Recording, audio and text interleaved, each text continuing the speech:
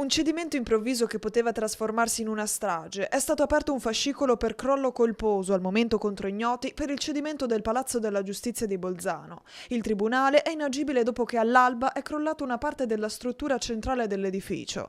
A rimanere lievemente ferita una donna addetta alle pulizie, colpita dai detriti mentre stava terminando il turno di lavoro. Il crollo è avvenuto attorno alle 6 del mattino e ha coinvolto circa un quarto dell'edificio, compresi alcuni elementi portanti. Nel palazzo erano in corso importanti lavori di ristrutturazione e ampliamento affidati alla Merotto Bau, azienda con sede a Bolzano e Farra di Soligo, in provincia di Treviso, un'azienda storica del territorio, come spiega il sindaco Mattia Perencin.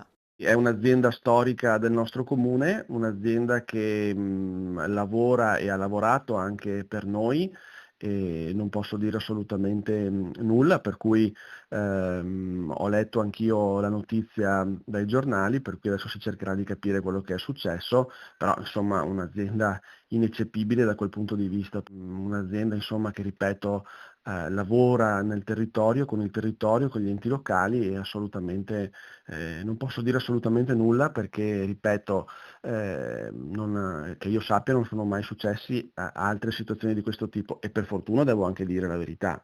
Saranno ora gli accertamenti tecnici a stabilire le cause del cedimento e accertare eventuali responsabilità. Nel frattempo, il tribunale resta chiuso, tutte le udienze civili e penali sono state rinviate, ad eccezione dei procedimenti considerati urgenti.